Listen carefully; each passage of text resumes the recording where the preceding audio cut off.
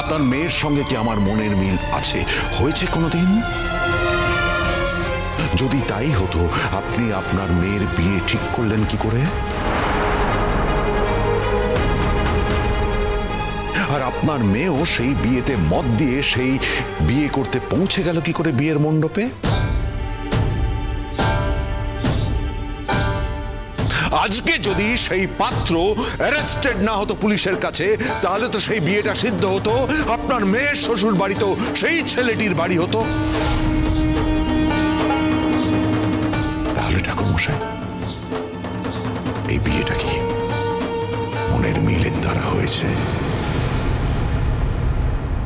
এখন আর এসব কথা বলে কি লাভ নতুন ঠাকুরপো?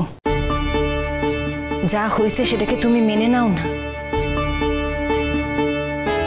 শুধু শুধু এই মেয়েটাকে তুমি অসম্মান করো না, আর এই বৃদ্ধ বাবাকেও তুমি আর আঘাত দিও না নতুন ঠাকুরপো। এই কথাগুলো পরিষ্কার আগেই হয়ে গেছে।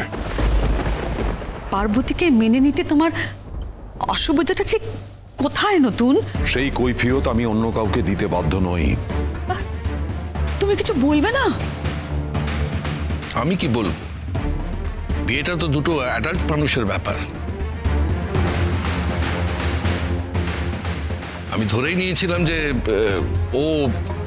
ওর সিঁথিতে সিঁদুর পরিয়েছে, বিয়েটা করেছে।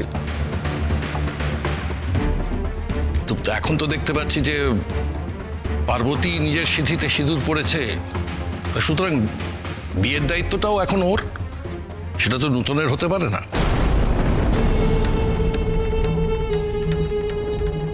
গ্রাম ঝেঁটিয়ে যখন লোক দেখেছে যে নতুন বউকে গাড়িতে করে নিয়ে কলকাতায় এসেছে, তখন তো তারা জানে যে বিয়েটা হয়ে গেছে। এখন কি জনে জনে সবাইকে বলতে হবে যে সিঁদুরটাও নিজে পড়েছে? যাই ঘটে যাক না কেন, একবার যখন বিয়েটা হয়ে গেছে, বউ যখন একবার নতুনের বাড়িতে রাত্রিবাস করেছে, তখন তো আমাদের এই বিয়েটা মান্য করতেই হবে। কারোর বাড়িতে রাত্রিবাস করলেই সেটা বিয়ে হয়ে যায় না মা। আচ্ছা, তোমার কিসের আপত্তি করছে? তুমি কি তোমার বৌদির কথা ভেবে আপত্তি করছো? হ্যাঁ, খানিকটা তাই। এখন যখন সবকিছু খোলাখুলি হয়ে গেছে, তখন তো এই কথাটা আর গোপন করে রাখার কোনো মানে নেই।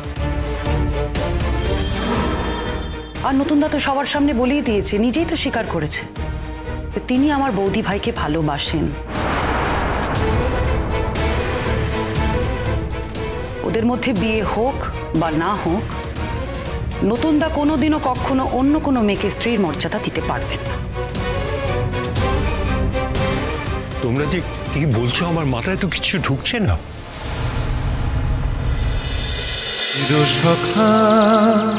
চিরসখা সোম থেকে রবি প্রতিদিন রাত ৯টায় স্টার জলসায় ও জিও হটস্টারে।